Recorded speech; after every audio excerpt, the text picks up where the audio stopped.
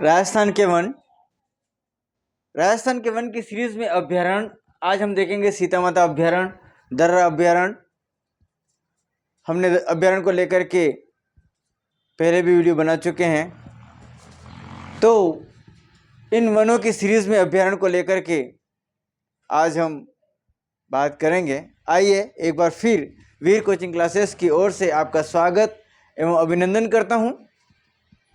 आशा करता हूं कि आपको हमारे ये वीर कोचिंग क्लासेस की ओर से दिए गए यूनिट्स समझ में आ रहे होंगे। तो आइए हम देखते हैं राजस्थान के वनों के अंदर अभ्यारण्य, जो कि राष्ट्रीय अभ्यारण्य एवं राज्य अभ्यारण्य के बारे में हम चर्चा कर रहे हैं। तो आज हम देखते हैं सीता माता अभ्यारण्य। और ये जो सीता माता अभ्यारण्य जो है वो हमारे प्रतापगढ़ के अंदर स्थित है। 428 किलोमीटर वर्ग में फैला हुआ यह अभ्यारण्य अपनी महत्वपूर्ण भूमिका को निभाता है। 1979 के अंदर इस अभ्यारण्य की स्थापना हुई थी। और ये जो अभ्यारण्य है वह हमारे राजस्थान के दक्षिणी अंचल का सबसे बड़ा अभ्यारण्य कह सकते हैं। ये जो अभ्यारण्य है वो खास करके औषधीय वनों को लेकर के अपनी महत्वपूर्ण भूमिका निभाता है। फिर भी आज हम कुछ मोस्ट इंपोर्टेंट बातें इस सीता माता अभ्यारण्य की ओर देखेंगे। सीता माता अभ्यारण्य के अंदर एंटीलोप प्रजाति का चौसिंगा वह उड़न गिलहरी इस अभ्यारण्य की महत्वपूर्ण आकर्षण का केंद्र है।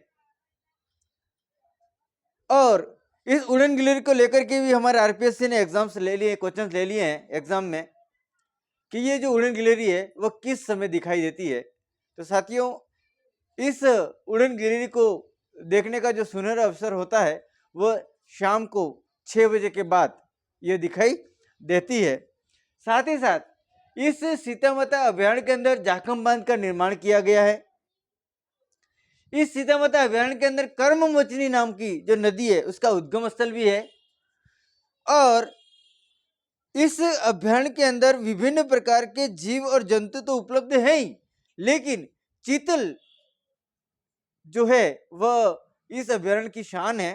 तो इसे चीतल की मातृभूमि भी इस अभ्यारण्य को कहते हैं। देखिएगा, सुंदर छिपकली जिसको यूबलीफारिस कहा गया है, यह भी इस अभ्यारण्य के अंदर उपलब्ध है। इस अभ्यारण्य के अंदर पेगोलिन नाम का पक्षी जो है वह भी उपलब्ध है, लेकिन इसको स्थानीय भाषा में आडाहुला कहते हैं। हमारा यह अभ्यारण्य जो कि औषधीय वनों को लेकर के महत्वपूर्ण भूमिका निभाता है। इस अभ्यारण्य में एक वृक्ष है जिसका नाम है महुआ। सर्वाधिक मात्रा में महुए इस सीता माता अभ्यारण्य के अंदर पाए जाते हैं। और महुआ जो है वो हमारे एसटी समुदाय का आर्थिक, सामाजिक और सांस्कृतिक इन तीनों का समन्वय को प्राप्त लिए हुए है। क्योंकि सामाजिक को लेकर के महुआ जो है वह कार्य कर रहा है, आर्थिक को लेकर के भी यह महुआ कार्य कर रहा है, और सांस्कृतिक को लेकर के भी यह महुआ जो है वह कार्य कर रहा है। और यही कारण है कि दक्षिणी राजस्थान के महुए को हम कल्पवृक्ष भी कहते हैं। एसटी समुदाय का ये महत्वपूर्ण ये पेड़ है और ये बहुत ही लंबे समय तक जिंदा रहने वाला पेड़ है। तो ये सीता माता अभ्यारण्य के अंदर उपलब्ध है। चीतल की यह मातृभूमि भी कहलाती है। कर्ममोचिनी नदी का उद्गम स्थल भी है। तो हम कह सकते हैं सीता माता अभ्यारण्य जो कि प्रतापगढ़ के अंदर है, यह अपनी महत्वपूर्ण भूमिका निभाती है। और अब तक आरपीएससी ने छिपकली को लेकर के, उसके पश्चात झाकम बांध को लेकर के, चीतल की मातृभूमि को लेकर के, प्रजाति को लेकर के, एंटीलोप को लेकर के क्वेश्चंस बना चुका है। तो मैं आशा करता हूं कि सीता माता अभ्यारण्य को लेकर के हमने जो कुछ भी यहाँ पर पॉइंट बताए हैं, जो कि अभी शॉर्ट एंड स्वीट के अंदर लिया है एग्जाम्स को लेकर के, तो आपको यह समझ में आया होगा। नेक्स्ट हमारा जो अभ्यारण्य है वो है दर्रा अभ्यारण्य, जिसे हम कोटा के अंदर और झालावाड़ के अंदर फैला हुआ मानते हैं। तो दर्रा अभ्यारण्य कोटा भी कह सकते हैं। यह दर्रा अभयारण्य कोटा डेस झालावाड़ भी कहा गया है। ये जो 274.41 किलोमीटर के वर्ग किलोमीटर में ये फैला हुआ है। रियासत काल के अंदर इस दर्रा अभयारण्य के अंदर यानी कि वनों का इतना जबरदस्त जमाव है इस दर्रा अभयारण्य में कि रियासत काल में उन पक्षियों के कलह को, इन पक्षियों के झुंडों को, उन पशुओं को देखने के लिए रियासत काल के अंदर अवलोकन स्तंभ हमारे इस दर्रा अभयारण्य के अंदर बने पड़े हुए हैं, जिसे हम ओदिया भी कहते हैं। दर्रा कोटा व चंबल कोटा यानी कि दर्रा अभयारण्य कोटा, चंबल अभयारण्य कोटा, इन दोनों अभयारण्यों को मिलाकर राजीव गांधी नेशनल पार्क घोषित करने की भी घोषणा हो चुकी है।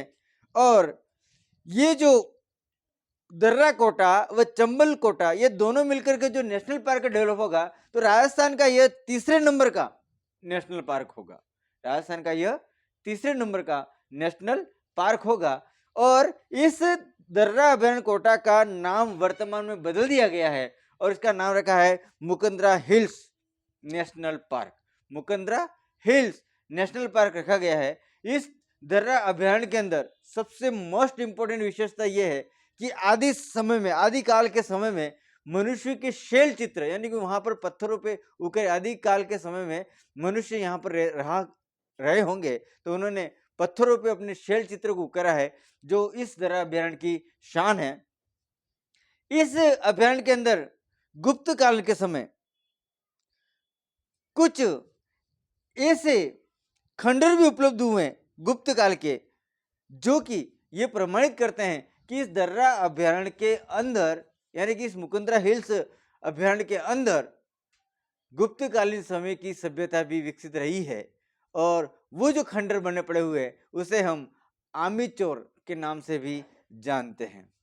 आगे की ओर हम देखें तो कोटा के राजा मुकुंद सिंह ने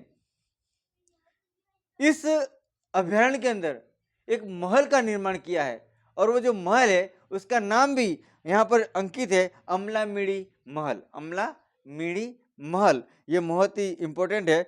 और 2010 में केंद्र सरकार के द्वारा बाघ संरक्षण परियोजना का भी परियोजना चलाई गई है। तो ये राजस्थान के अंदर तीसरे नंबर की बाघ संरक्षण परियोजना जो है वो दर्रा कोटा के अंदर शुरू की गई है।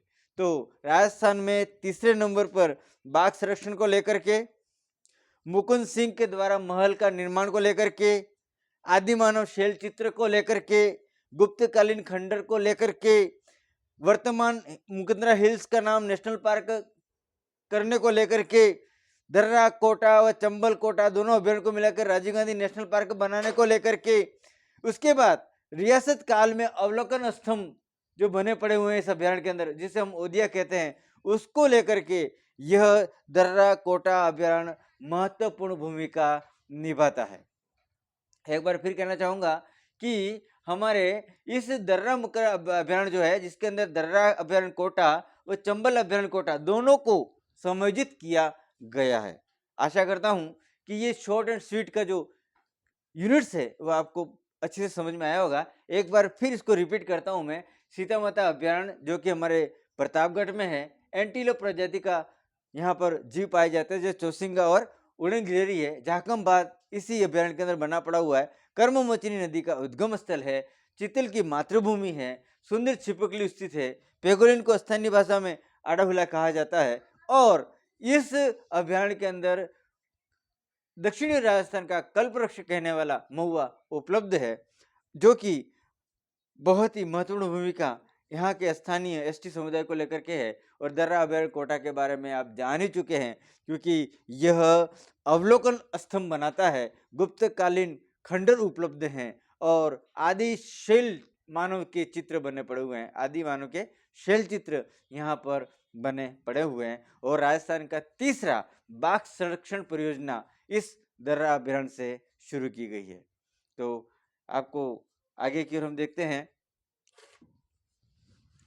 अभयारण्य को। रामगढ़ विषधारी अभयारण्य, ये रामगढ़ विषधारी अभयारण्य जो है वो बूंदी के अंदर स्थित है। यानी बूंदी शहर से 12 किलोमीटर की दूरी पर यह रामगढ़ विषधारी अभयारण्य की स्थापना है। इस अभयारण्य की सबसे बड़ी विशेषता, इस अभयारण्य में बाघ विचरण करते हैं। बाघ विचरण करते हैं। इस अभयारण्य, ये जो अभयारण्य है वह 320 किलोमीटर के दायरे में फैला हुआ है और 1982 में इसकी स्थापना हुई। अब यहाँ पर मैं बताना चाहूंगा विचरण। आप जानते होंगे कि जैसे यह पर बाघ है नॉर्मल सा, तो ये बाघ जो है वो 400 किलोमीटर की दूरी तक पहुंच करके इसके निवास स्थान के चारों ओर घेरा बना करके रात को घूमता है।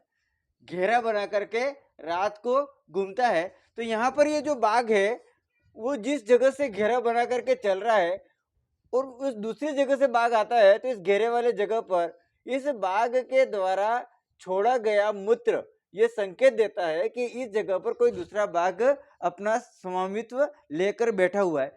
तो बाघ के निवास स्थान से 400 किलोमीटर की दूरी पर जब वो गोल घेरे के रूप में घूमता है और वो जो घूमने की जो प्रक्रिया है उसे विचरण कहते हैं। तो ये जो बूंदी का जो अभयारण्य है रामगढ़ विषधारी, यह बाघों का विचरण केंद्र है, विचरण स्थल है।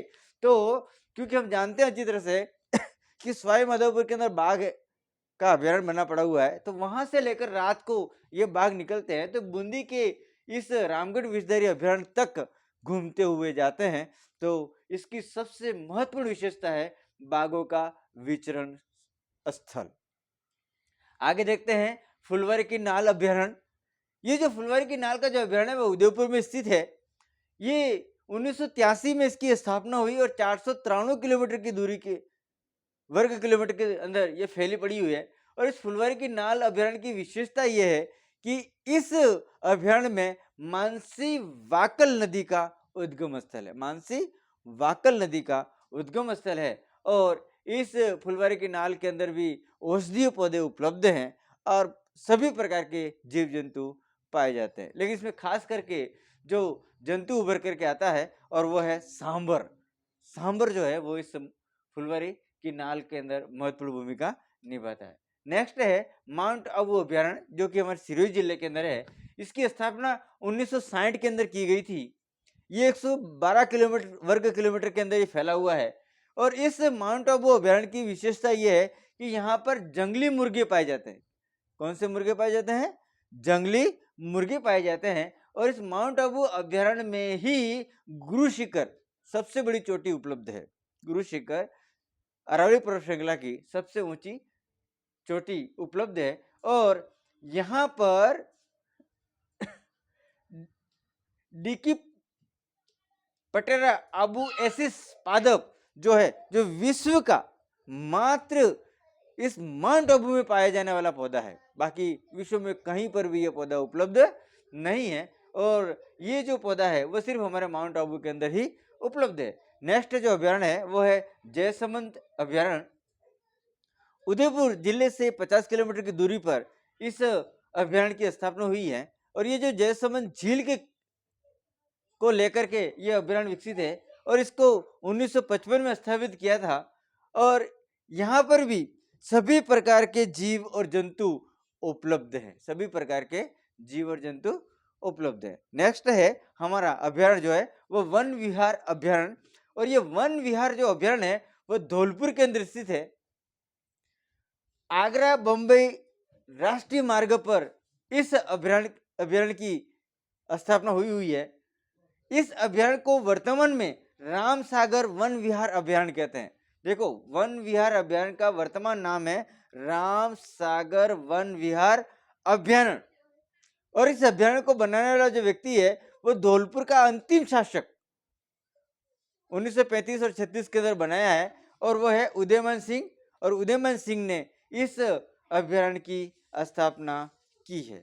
इस तरह से हम देखते हैं रामगढ़ विषधारी अभयारण्य, फुलवारी की नाल अभयारण्य, माउंट आबू अभयारण्य, जयसमंद अभयारण्य और वन विहार अभयारण्य। इस तरह से हमारे जो राज्य स्तरीय जो अभयारण्य है इसकी सूची धीरे धीरे बढ़ती हुई आपके सामने आ रही है। मैं आशा करता हूं कि ये जो अभयारण्य के अंदर हमने जो शॉर्ट एंड स्वीट के अंदर आपको एग्जाम के लायक ही बात की है वो आपको समझ में आया होगा।